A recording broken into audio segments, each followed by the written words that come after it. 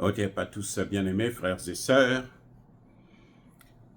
Diomaye Bassirou Faye montre encore ses griffes.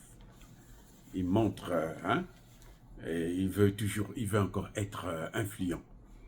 Il y a quelques jours, il demandait à Poutine d'intervenir pour préserver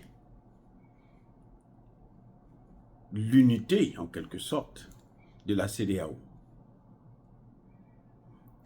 Aujourd'hui, on apprend que, depuis une semaine, le Sénégal a interdit l'entrée sur le territoire sénégalais des Maliens qui n'ont pas la carte d'identité, la carte biométrique de la CEDEAO, qui n'ont pas un passeport de la CEDEAO. La carte d'identité malienne n'a plus de valeur. Elle n'est pas reconnue par le Sénégal. Oh là là! Mais ça dit que c'est incroyable. Vous voyez ces gens-là, quand moi je critiquais au début, avant même qu'ils ne viennent au pouvoir, avant même les élections, je disais, c'est pas ceux-là, c'est même pas la peine. Macky Sall était beaucoup mieux. Dans ce cas, je préfère encore de loin Macky Sall. Macky Sall a tout fait, il a fait pression, il a conseillé, mais il ne s'est pas ridiculisé comme Macky Sall, plutôt Ousmane Sonko et Bassirou Diomaye Faye sont en train de le faire. Ils ont suspendu, carrément, ils ont interdit l'utilisation de la carte d'identité malienne.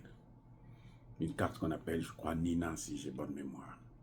Vous voyez, c'est impensable, c'est incompréhensible, c'est ridicule. On ne peut pas comprendre comment des gens vont se rabaisser à ce niveau. Tout ça, c'est parce qu'ils se disent que si on interdit aux Maliens de rentrer au Sénégal, alors les Maliens vont souffrir, les Maliens vont mourir. Les Maliens seront obligés de s'agenouiller devant la France via le Sénégal. Les Maliens seront obligés d'obtempérer. Les Maliens seront obligés de se soumettre aux injonctions de la CEDEAO. Mais c'est faux, monsieur Bassirou. C'est faux. Comment vous n'arrivez pas à comprendre que ça ne marche pas, le chantage de la France que vous voulez expérimenter? Ça ne marche pas. Le Bénin l'a fait, le Bénin a payé le prix fort. Le Bénin, Patrice Talon était obligé d'envoyer 2 de ses anciens présidents pour venir au Niger, pour venir négocier avec le général Tchani. Et vous réitérez la même chose. Vous avez sanctionné ces pays-là, mais ils ont pu s'en sortir. Et nous apprenons que, mais il y a autant de Sénégalais, sinon plus de Sénégalais au Mali que de Maliens au Sénégal. Regardez comment ils sont bêtes, vraiment, ces gens-là. Hein? À tout ça, c'est pour faire plaisir à l'OTAN. Mais, attendez, monsieur Bassirou, quand vous faites ça là, c'est pour que la France puisse vous donner quoi? Mais la France, je comprends pas. C'est comme s'ils ne suivent même pas l'actualité. C'est un problème avec ces gens. Ils ne suivent pas l'actualité. Bon, je comprends que le président, le premier ministre, ils sont très occupés. Mais ils ont des conseillers. Le rôle des conseillers, c'est quoi? Mais c'est de suivre l'actualité et regarder qu'est-ce qu'on dit et tout, et puis apporter l'information à leur chef et pour faire des propositions de réponse. Vous ne pouvez pas être là, assis dans vos bureaux, et puis bon, vous êtes là à prendre des décisions comme ça, à l'aveuglette, sans réfléchir, comme si c'était des gens qui n'étaient même pas partis à l'école. La moindre des choses, en tant que chef de l'État, avant de prendre la décision, mais appelle des conseillers. Comment ça se passe? Il y a combien de Sénégalais au Mali? Il y a combien? Parce que le Mali va riposter. Qu'est-ce que vous croyez? Attendez, vous allez interdire aux Maliens de rentrer chez vous et vous pensez que les Maliens vont vous laisser rentrer chez eux. Mais je comprends. Franchement, que quelqu'un m'explique un peu ce niveau d'imbécilité. Que quelqu'un m'explique ça. Ce niveau-là d'incompréhension, c'est-à-dire que du ridicule. Vous êtes président, vous êtes premier ministre, vous avez un gouvernement. Parmi, vous venez au conseil de ministres, vous prenez une décision comme celle-là. Parce qu'une décision comme celle-là, ce n'est pas le président qui la prend seul. Je suis sûr qu'ils en ont discuté, quand même, je pense, parce qu'il faut s'attendre à tout avec des gens qui ne comprennent rien comme ça.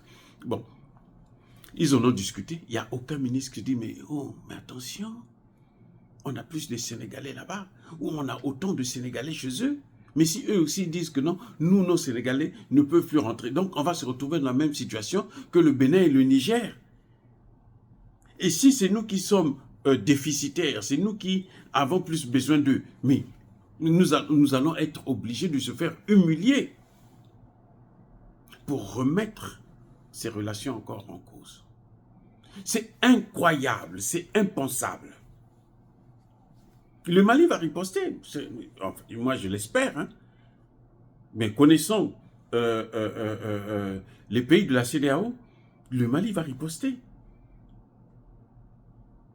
Et probablement, dans le cadre de la Confédération, tous les pays de la Confédération risqueront de prendre la même position. Mais qu'est-ce que ça apportera au Sénégal?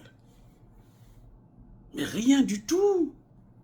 Et ce n'est pas ça qui va pousser le Mali à revenir dans la CEDEAO. Non, M. Bassirou. Ce n'est pas ça. Les pays de l'AES ont bien précisé que l'une des raisons fondamentales, c'est le fait que la CEDEAO est devenue la chose de l'OTAN. Ce sont les pays occidentaux, ce sont les États-Unis, c'est la France qui prend des décisions à la CEDEAO. C'est la France qui a décidé. Vous savez maintenant, aujourd'hui, que la France avait envoyé déjà 2000 soldats pour attaquer le Niger. Ils étaient en Côte d'Ivoire, stationnés là-bas, prêts à intervenir.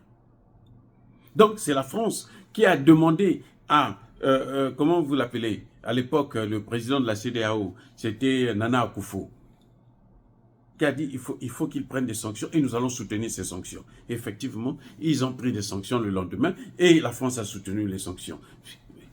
Ça dit que c'est ça que l'AES ne veut pas.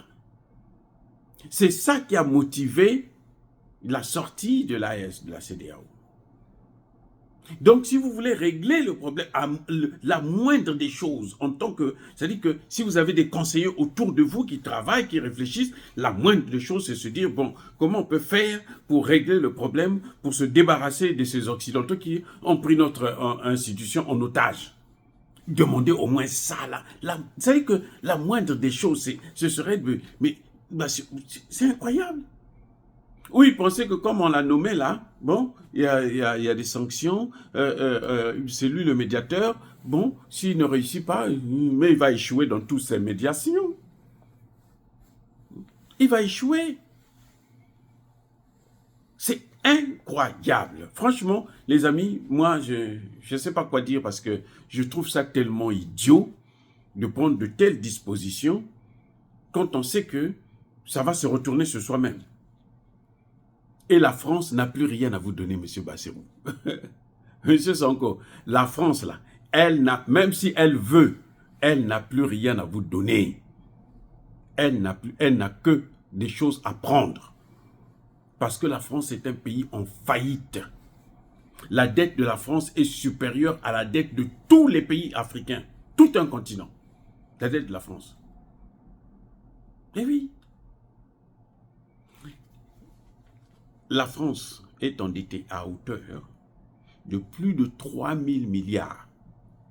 La dette des pays africains. Je parle de dollars. La dette des pays africains. Tous réunis, les 54 États, là, ça n'atteint même pas 1000 milliards. C'est autour de 800 et quelques milliards. 800 et quelques milliards. La dette de tous les pays africains. Moi, je ne comprends rien. Donc, cette France-là, elle ne fait que vous sucer, vous créez des problèmes, elle ne va jamais vous aider. Donc, M. Bassirou, la sanction que vous avez prise là, ça va se retourner sur vous-même. Comprenez ça une fois pour toutes. Allez-y, cherchez de meilleurs conseillers. Si ces conseillers-là ne sont pas bons, là, cherchez de meilleurs parce que ça, c'est grave. Ce n'est pas par cette méthode-là que le Mali, le Burkina, le Niger vont revenir dans la CEDEAO. Vous serez surpris bientôt d'apprendre qu'ils ont même changé de monnaie. Parce que maintenant, je suis sûr qu'ils sont en train de travailler là-dessus. Donc, quand ils vont changer, vous allez faire quoi? Vous allez aussi les obliger. Ah, vous allez... Oh, c'est incroyable. Mais les pays là que vous voyez là, ce sont les pays actuellement les plus avancés d'Afrique. Le Burkina surtout est devenu parmi les 10 premières puissances de l'Afrique. Le Burkina Faso que vous voyez là. C'est un grand pays maintenant, économiquement parlant. Les amis, c'est triste de voir que les dirigeants sénégalais, bien qu'ils soient jeunes, ben, ils font que multiplier erreur sur erreur. Bon, là, ils ont l'avantage, c'est que ils peuvent le faire puisqu'ils ont tout le Parlement avec eux. Ils ont la majorité. Ils ont plein pouvoir maintenant. Vous voyez le résultat? Je vous disais que quand ils vont avoir plein pouvoir, c'est pour ça. Ce que vous voyez là, c'est ça qu'ils cherchaient. Plein pouvoir comme ça, quand ils prennent une décision, personne ne peut contester. Vous voyez là, personne ne peut contester. Personne ne peut les gêner. Personne ne peut gêner. Mais j'ai confiance au peuple sénégalais, la jeunesse sénégalaise là surtout. Quand elle va se retourner sur vous, M. Bassirou, M. Sanko, vous n'allez rien comprendre. Continuez dans cette lancée. Soyez bénis, abondamment bénis par le Dieu des Kémites et par nos ancêtres angélisés, mais que tous ceux qui persécutent le continent africain le pillent et le déstabilisent. Qu'ils soient noirs, blancs, chinois, arabes, juifs, indiens, qui qu'ils soient punis, maudits, foudroyés, neutralisés, écrasés, effacés par le Dieu des Kémites et par nos ancêtres angélisés. Vive l'Afrique éternelle, j'ai dit et j'assume.